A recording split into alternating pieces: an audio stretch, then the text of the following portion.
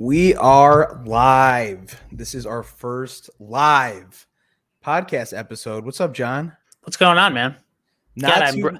I hope I don't screw it up because of all the people that are watching right now. So this is high. This is as intense as it gets. Stakes could not be higher. Obviously. Well, this is our first live podcast. Like I said, I'm excited about it. I've never Streaming done on this. Twitter, right?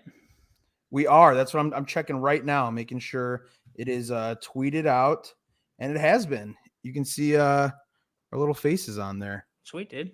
It looks cool. Modern technology. You've done it.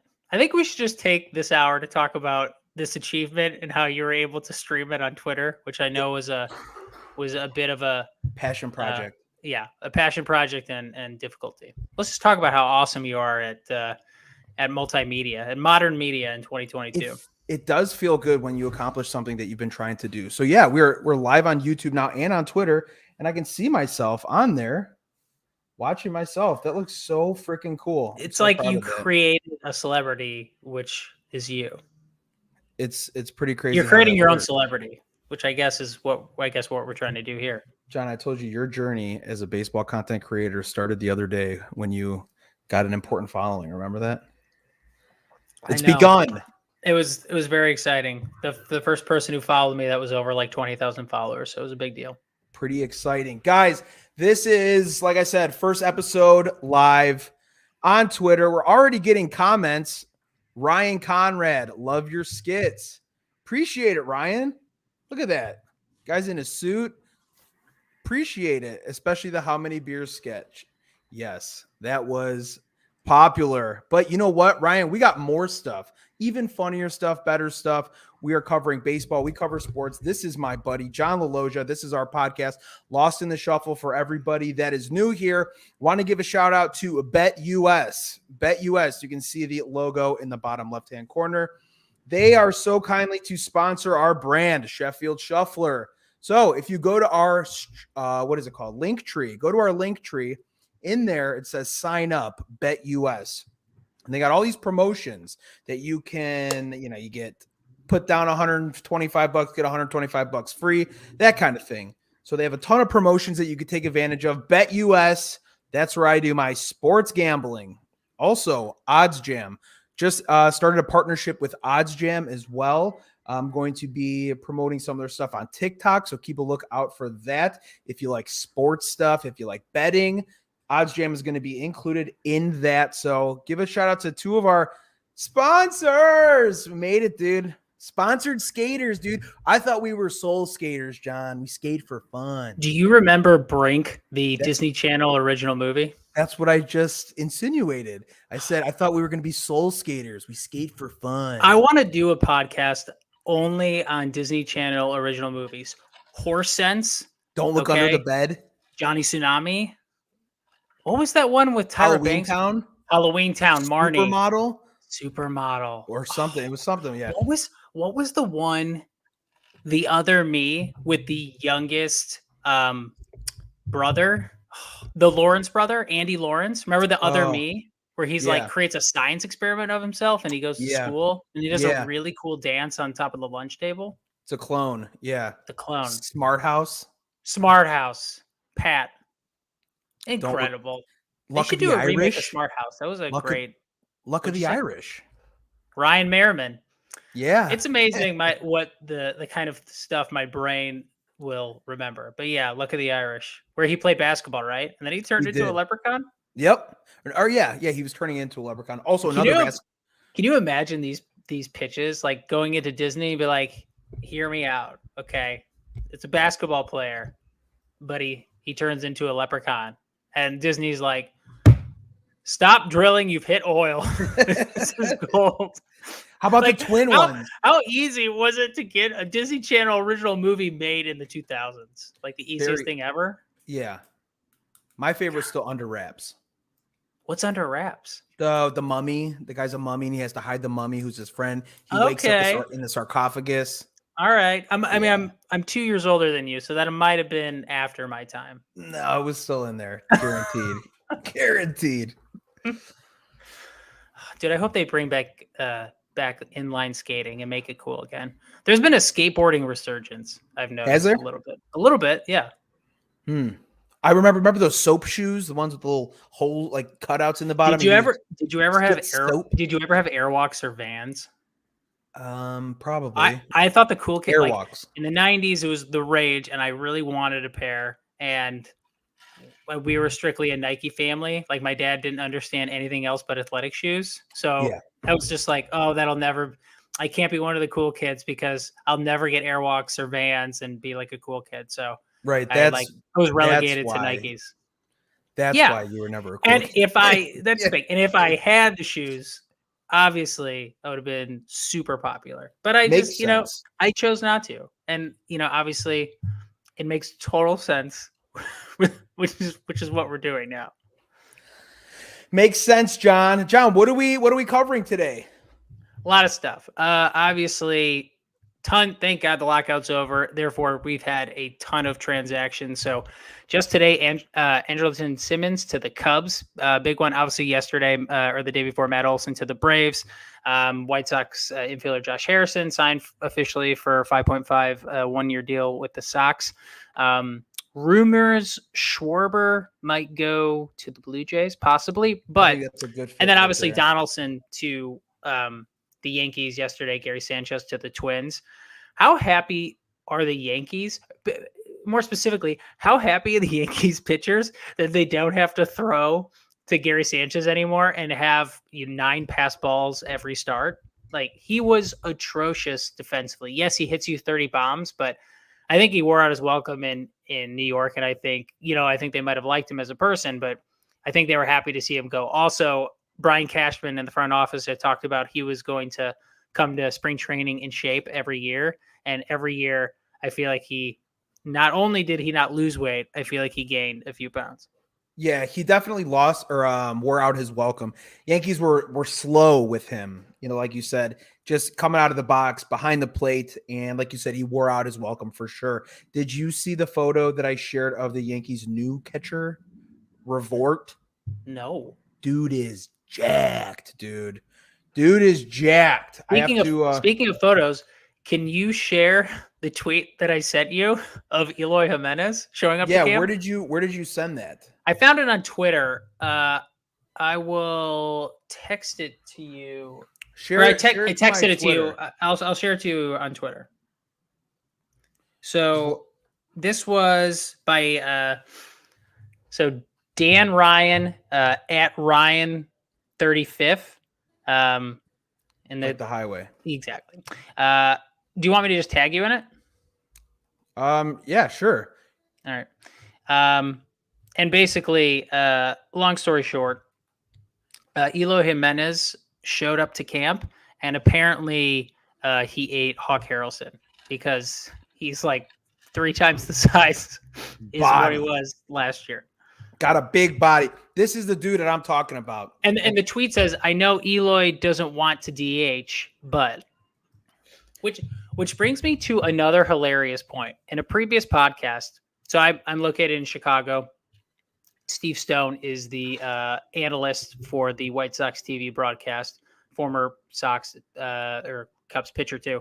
And he has been so upset with Eloy Jimenez in general last year, getting himself injured, basically saying he shouldn't move in the outfield and just let Luis Robert take care of every fly ball because he doesn't know what he's doing. I just heard an interview with him a few days ago, and he's talking about Eloy Jimenez again. Mm-hmm. And now he's talking about something more basic as hitting the cutoff man. So he's basically just like, Eloy just has to throw the ball to Tim Anderson. Eloy doesn't have a strong arm, nor is he particularly accurate with it. And he's just trying to be so nice. And all he wants to do is be like, put this guy in the dugout and never, ever let him see the field. It is just hilarious. He's trying to be so professional, but he just thinks Eloy Jimenez being a fielder is an absolute joke, and is so funny to hear how difficult That's a case of you versus the guy she told. Cripes. How do you get out of that? This is what you sent me, right? His big ass body. Oh, yeah. Big body. Dude, he's huge. Yeah.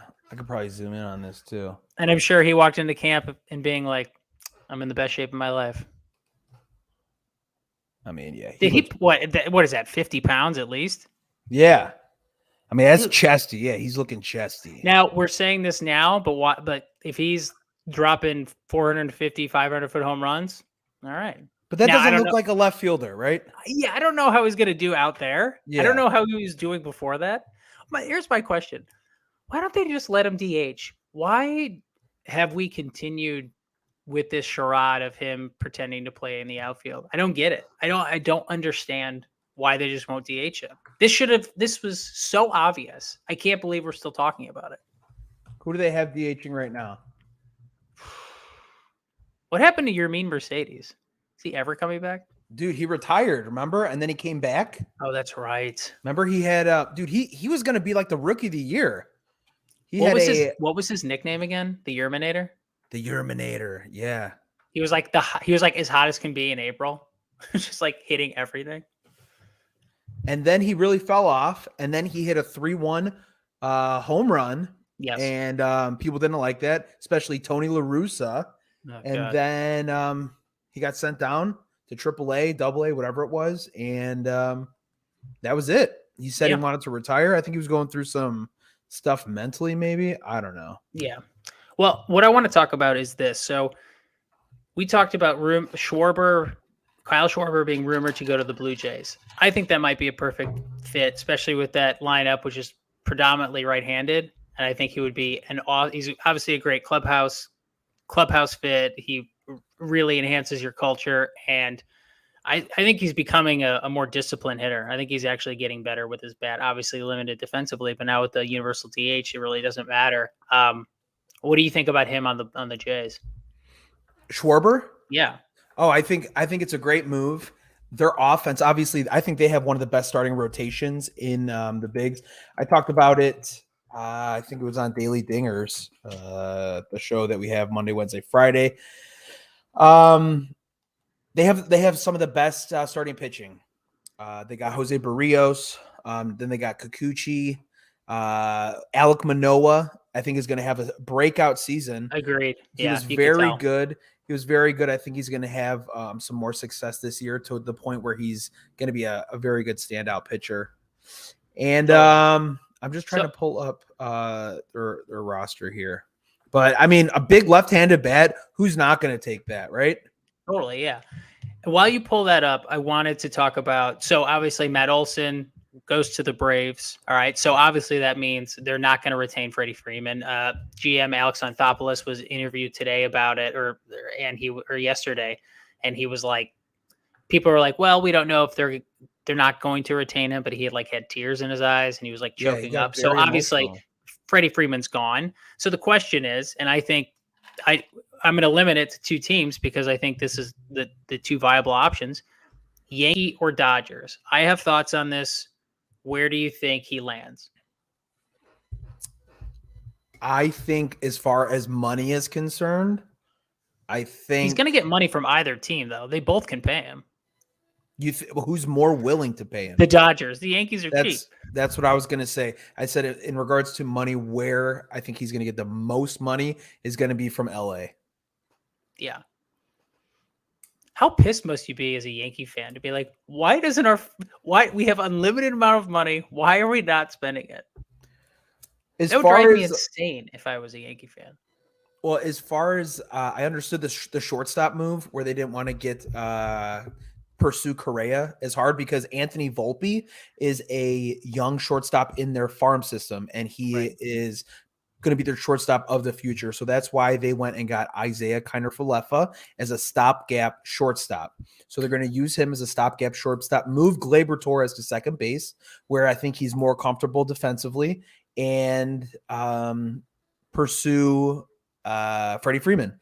So I think that makes sense if you're the Yankees. If you're going to get that stopgap shortstop, wait for your prospect to develop a little bit more, bring him up next season, maybe the end of this season. I don't know what their plan is. And then, go after that first baseman. But if that falls through, you still got Anthony Rizzo. You can go get, you have Kyle Schwarber. You can go get, I mean, there are still options out there, even if you don't land Freddie Freeman, but I want to see some of these pieces start falling, man. I want to see Schwarber. I want to see Rizzo. I want to see Chris Bryant. Like, I want to see these pieces fall, and it's getting later and later. It's already the 15th.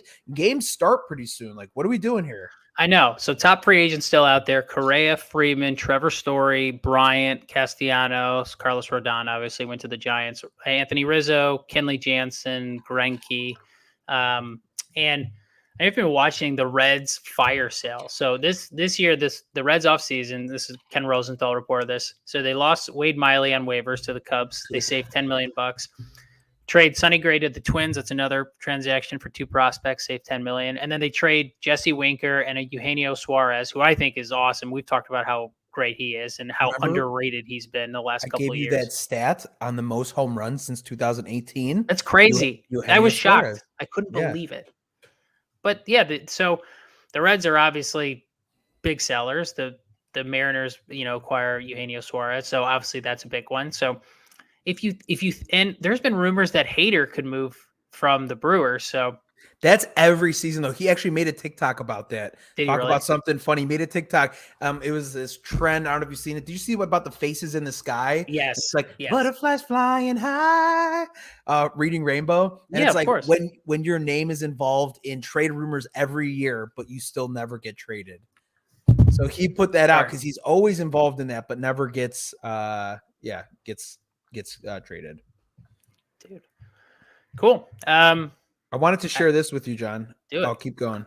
No. There's no agenda here. I have things I've written down, but let's what do you have? I'm trying to this isn't the thing I want to share. Butterflies flying high. I can go twice as high. Take a look. It's in a book. Fucking book. Rainbow.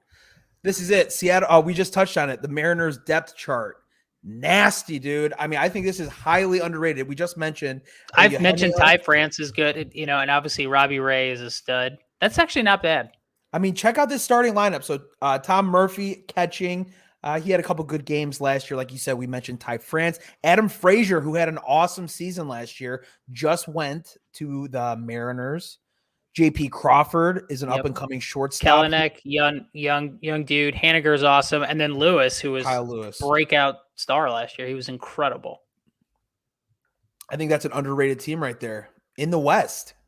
For sure. I think also, too, because they're in Seattle and it's hard to catch their games. At least for us in the Midwest, and especially if you in the East Coast, the game starts at like 9 o'clock at night. And they're just really, really hard to watch. It's one of the issues with Mike Trout, watching him on the West Coast. How about this underrated pitcher, Chris Flexen? I know he's got a 3.6, but did you see Long Gone Summer, by the way? I did. It did just show right here. Yeah, right there. Yeah. I love that they do you think they went too easy on the steroid part? It was just like celebrating the 98 home run chase, which I appreciate, and I think it should be celebrated. But I also feel like they went a little soft on the steroids. Do you agree? I'd have to watch it again with that mindset going into it. I don't remember how much they touched on it. Do you remember the 98 home run chase with Sammy? I do. 100%. Did you go to games? I don't think like that season. I can't remember if I went to a game that season that the race was going on. I've obviously been to games during Sammy Sosa era. As far as that home run race, I don't remember. So you and I grew up in the suburbs of Chicago. So I'm a few. I just spilled some water. I'm a few years older than you, so I remember going to games, and I also 1 second. I spilled a little bit. This is good. This is live TV, so absolutely. This is kind of stuff that's not edited. We're gonna have to put up a paywall because people really want to see this. But I do remember with Sosa that if you threw a slider that was kind of outside, he was going to K. He could only hit fastballs and like hanging curveballs. And that was totally proven when I watched the documentary and they were showing highlights of his home runs. Everything was a home run on a fastball or a breaking ball and a mistake pitch. But if you could kind of place a breaking ball on the outer third, he was done. He K'd constantly. It was just a reminder of that. Thank you for bringing that up, John. Yeah, no problem. This is why you tune in. You wanna get a breakdown of Sammy Sosa in '98. It wasn't all great, is what I'm trying to say. I understand that. What about Carlos Correa, John? Where's Carlos Correa going to land? There's only a few spots for him. I mean, so I heard the Cubs. I know Jed Hoyer is trying to take a run at him because the Cubs have basically haven't spent any money in the last couple of years. But then I hear a report today that in Houston, in Astros camp, there's a ton of buzz that he's going to re-sign with the Astros, like from several sources. So I don't know. I know he has a lot of friends in that team. I would think he would want to redo his image and have a change of scenery because that team with Altuve and Bregman has such a negative connotation, rightly so. They totally and completely cheated and won a World Series because of it. So I think right now I'm a bit confused. I really thought it was the Cubs until today. I saw that report. What are your thoughts? Yeah, I thought it was the Cubs until they signed Andrelton Simmons. That seems like it's going to be another stopgap shortstop right there. Sounds like they didn't want to pay Correa the money. That was very clear. Like they're just like, oh, we don't want to spend that money. Right. So what do you do then? Where are you going to spend money? If you're going to have a rebuild and you're going to build it around a superstar, why not build it around him? You know why? Because the NL Central sucks, and they're like, we don't necessarily have to spend money right now. Right. Maybe at the trade deadline, and we'll give up some prospects as well. I mean, the Reds just sold away their team, right? Exactly. So, like, let's see if we're competitive. Let's not make any moves right now because do we need to spend an exorbitant amount of money to win this division? No, this division sucks. So I think if teams were better and there was more incentive to compete, I think they probably would spend money. But I think they're looking around the division and saying, we might be able to win this with what we have. Mm-hmm. I worry about the Cubs starting staff. I think the same thing last year is just the lack of velocity. Not to say that you need to throw hard to be successful. Obviously, Kyle Hendricks has proven everybody wrong with that, but there's less room for error, and just how the game is right now, it behooves a team to miss bats and pile up strikeouts, and they don't necessarily have that from the starting staff. I mean, I don't see a lot of wins coming from the Cubs starting staff. Even Kyle Hendricks is your ace. That's fine. Stroman, I mean, these are mid-level. That's a mid-level 1-2 punch right there. Yeah. Wade Miley, I mean, he had a great season last year. Very out of character, I would say. He's not a superstar or an all-star. Threw a no-hitter last year, which was great. Alec Mills, but so did 14 other guys, and then they corrected the spider tack, and then it dropped, and then it stopped immediately. Yeah, that actually makes me bring up. How about Garrett Cole and Josh Donaldson sharing a team together? Yeah, did you see those interviews with them talking about how they squashed their beef? I did. Yeah. So I guess the story was they're going to sign him, and Cashman gives Garrett Cole a heads up saying, "Hey, we're going to bring this guy on, and we think he can help the team." But we know you two had beef before, but he was like, "Yeah, that's fine. Like, whatever best for the team." So I guess he was able to squash it. We'll see how that manifests itself. You want to know something interesting? Yeah. As far as teamwork, so this was a podcast that I heard on NPR from I believe a Ivy League, I think Harvard sociologist about teamwork, and this relates to Donaldson and Garrett Cole. The difference between men and women like competing on a team. So, and this is for business too. This is not me. This is a Harvard professor saying this. So teamwork, if a group of men, if a man doesn't like another man, but that man can help you win and be successful, they can squash whatever disagreements or clashes of personality if it helps the organization win.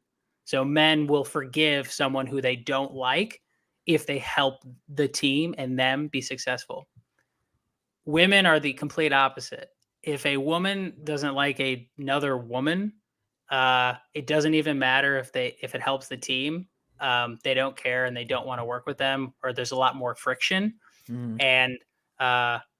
And so I just thought that was interesting. And you see it all the time. I think women are generally smarter than men, and I feel like they don't put up with BS. But I feel like men will, maybe quell or push down some of their values in order to be successful or win. And so this is just an example of that. Maybe that is why women. Never mind. You was a Harvard grad who said that, or a Harvard study, right? Yeah, this isn't me. Yeah. I wish I had it's a podcast I listen to. I wish I had. I'll look it up and I'll link it to our Twitter. Women not willing to squash a beef to succeed. Men willing to squash a beef. Basically, men will, but also that's not always good because we've seen people cheat the system, and it's not always a good thing. Yeah. I think these two, I think Cole and Donaldson, and that's the thing. I think if the team wins, I don't think Cole will give a shit. But I think if they're not winning and Donaldson's talking up a storm in the clubhouse, that's gonna come up. They're gonna have problems, especially when you have a pitcher and a position player too, right? And it's not two position players. Two position players are spending a lot of time with each other. Pitchers and the staff, as you know, they do their own thing. They got their own place on the bench where they sit. Don't talk to them. It's amazing. Yeah, it's amazing how much time you don't spend with the rest of your team. You're always doing something else, and the only time you are spending time with the team is when you're sitting together on the bench. Mm-hmm. When you're playing every fifth day, right? There you go. All right, John, I think that's the wrap on baseball. Yep. Or how about some, did ahead. You want to touch on any NFL free agents, or did you want to get into some MLB news? I'm going to go quickly, just the top NFL free agents right now, and then I do want to get into news. I don't think there's anything huge. Let me just applaud you on one of the last podcasts. One of the scenes I cut up, you said we might lose in regards to the Packers. Who was it? Zadarius Smith, who they just released. Exactly. I saw that and I was like, John called that on the podcast. He said we might lose Zadarius Smith, and they did. I appreciate you saying that. The Packers re-signed Preston Smith who had a great year, and more importantly, re-signed Devondre Campbell, who I thought they might re-sign. $50 million 5-year deal. He's an absolute stud middle linebacker. He's incredible. It's a huge pickup for them. So that'll be huge. And then the details of Aaron Rodgers' contract just came out, which is insane. The first year is like 27. The next year is like in the 40 million. It's ridiculous. Wow. Packers are going to be good. Long story short. All right.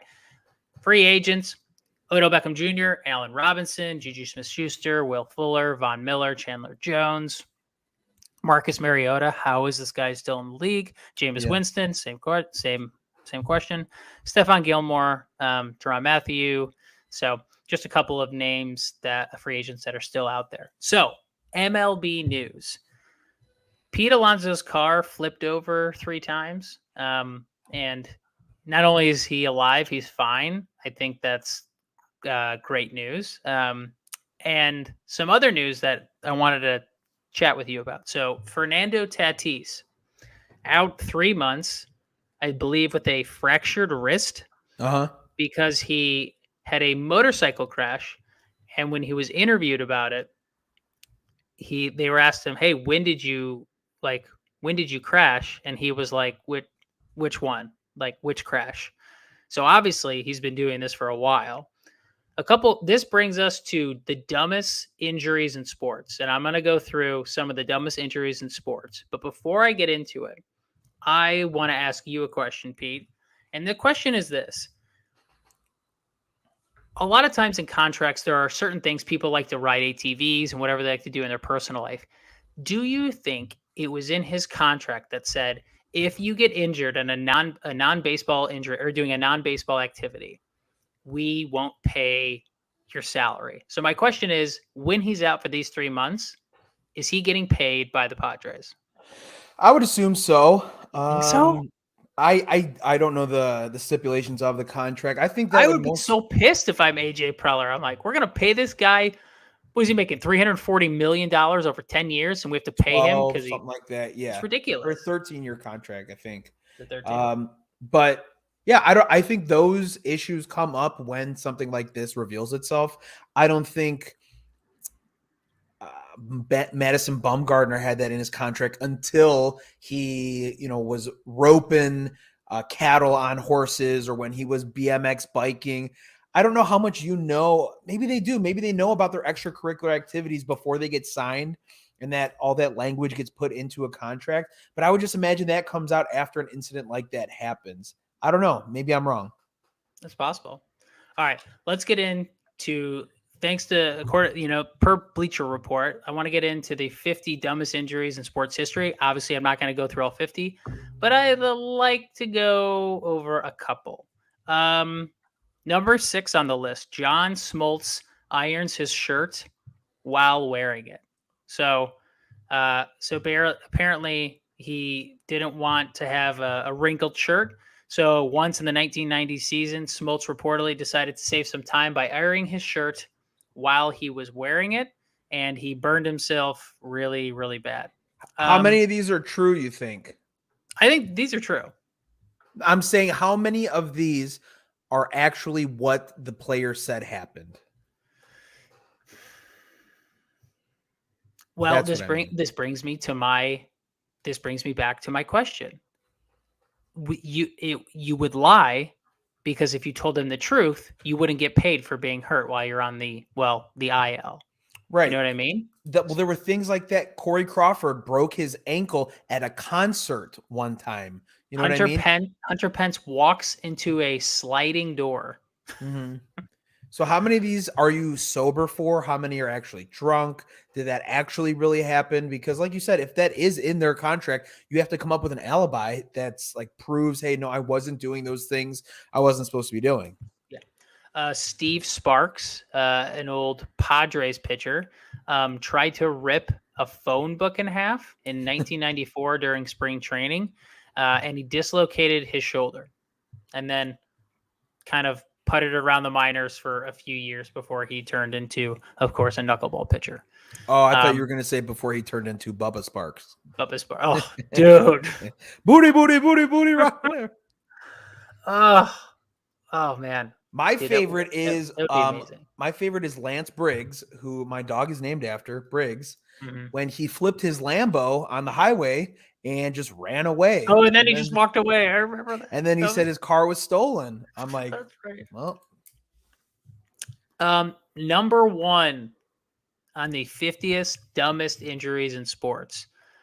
Lefty pitcher Brian Anderson of the then Arizona Diamondbacks. So this is what happened. He ironed his own face. So Anderson burned his face and was forced to explain the embarrassing situation to reporters. Anderson is no stranger to dumb injuries, as he once missed a start after developing elbow stiffness for leaving his arm across the back seat of a taxi for 20 minutes. Let me tell you something. If you have to go on the IL for elbow stiffness because you put your arm on the back seat of a car, like in a taxi, like maybe you don't deserve to play professional sports. I don't know. I'll be honest with you, John. I have shoulder issues to the point, like when I'm sleeping, I sleep on my stomach. I cannot sleep on my back. So when I sleep with my arms under a pillow, and in about 5 minutes, my arm goes numb. Okay. And I can't find a comfy position. So I end up sleeping like this, my arms back and my head on the side. So I understand and can sympathize for, when I put my arm behind there, sometimes I'm like, oh man, maybe that's why I'm not pitching professional baseball, but I can sympathize with the shoulder and elbow soreness in a short period of time. It's not great because the majority of these players on the top 50 dumbest injuries in sports history are a lot of baseball players. Last one, Grant Belfour, who I think we all agree is an asshole, auditioned for WWE. So he basically tried out for Vince McMahon. Basically, he had to be placed on the DL after doing his best WWE impersonation with pitching coach Jim Hickey when he was with the Devil Rays. So, Glenn Allen Hill has a scary nightmare. So this is the last one, which I think is funny. He has he's deathly afraid of spiders. So in the middle night of a spider nightmare, he woke in terror and crashed through a glass table next to his bed. Come on. That's bullshit. That's made up. I had a nightmare and I woke up and went through a glass table. Some people sleepwalk. I mean, that is a real thing, but this seems made up. Well, that just seems like something that you cannot prove wrong, you know? So it's like if I was at my place and I was hammered and I fell through a glass table, okay, so I had a dream about spiders and I woke up and fell into it. That's pretty much how you're going to cover it, right? Yeah. Well, that was a great breakdown of stupid injuries. There's so many more, but yeah, I thought it was apropos considering Fernando Tatis being arguably one of the best players in the league right now, going on a motorcycle. I mean, anything that it just hurts the product of baseball. He's one of the biggest superstars in baseball, and not having him on the field for the first 3 months, it's going to obviously hurt his team, hurt his brand, but hurt baseball in general. Because Rob Manfred somewhere is just absolutely furious. Yeah, John, remember we were looking at his home run over and unders? Man, we should have locked in that under, remember? You wanted the over, though. You were like, that's the only one. Okay, if the guy could have stayed healthy, I said there's no reason he couldn't hit 50 home runs. Right. He's still young. He's getting better. He's got a ton of power. His plate discipline is becoming better. You can just see him getting more comfortable and laying off pitches that he would normally swing at. So if he wasn't a moron, I'd stay with the over of 50 homers. Obviously, it's going to be the under. Yeah, it was going to be the under. We should have locked that in. But, John, anything else for today? How do you like the layout? You like the layout of this? It's well done. It's well done. Everyone's going to be talking about this. This is going to be water cooler talk around the office tomorrow, even though most people work remote now and don't have an office. But, you know, I'll IM them. You know, okay. I will IM all of my old coworkers and let them know to check the Lost in the Shuffle pod, and specifically the live streaming and what beautiful graphic design that the Sheffield Shuffler made. I think, yeah, it looks good. We can continue to improve on it. We're going to get more sponsors down there for sure. I like episode with our little graphic. So yeah, we'll continue to improve on it. This was our first live show. I just wanted to hop on and do this because I figured out how to live stream to Twitter, and I was super excited. And now it goes now it goes to YouTube and Twitter. So my family and I just got a house in the worst housing market in history to buy a house. Yeah. And we completely overpaid, which totally sucked. But one, I'm happy that it's over with. I am excited to watch the NCAA March Madness games and to level up the pod so I won't have to do this show from the corner of my bedroom where I also work. As much as we love to see that ceiling fan and that beautiful artwork on the wall, yeah, you're going to have your own studio soon. I had no say over not only where I'm working, but the design of this show. But we are in an apartment in the north side of Chicago, but we will be in a house soon. And I'm excited to finally have my own office again, which the last one was taken by my son, my 10-month-old son. Yes. So I guess if I had to be kicked out, I guess it's fine that it was my son. Fair enough. Kind of dick move. Kind of a dick move, but whatever. I mean, you got to give him what he needs. I'm not bitter about it. It was awesome, but whatever. John, are you going to be free tomorrow? We got daily dingers in the morning. If not, I am swamped tomorrow. I'm probably not going to be able tomorrow, but hopefully later this week. Have fun in Atlantic City, man. Please don't come back with nothing. I will be in Atlantic City Thursday and Friday. If you guys are there, let me know. I will be St. Patrick's Day, my least favorite holiday. St. Patrick's Day is the absolute worst. Amateur night. I will be at the Borgata on Thursday, watching NCAA, just placing bets, drinking beers. Be back Friday again. We're going to have some fun. Real quick, we can talk about brackets later, but before we go, what's your final four? Do you have them yet? No. All right. My final four, my bracket's right over here. Gonzaga, UCLA, Wisconsin, Arizona over Gonzaga in the championship game. Gonzaga's going to do it, you think? No, Arizona over Gonzaga. Oh, okay. Arizona is the champion. I'm just going to gamble, and I'm going to take the points with most of the teams. I think that's the smartest thing to do. My wife is a graduate from Loyola Chicago. She's taken them to the Final Four, which is ridiculous. But I said that 3 years ago, and they actually did, or 4 years Sister ago. Jean's still alive, too. She's 102. Anything's possible. 102. Anything is possible. All right, John. Great first you, live episode, okay? We will see you Appreciate guys next time. Tomorrow morning, Daily Dingers. We've been media. We will see you guys next time. Thank you. Peace.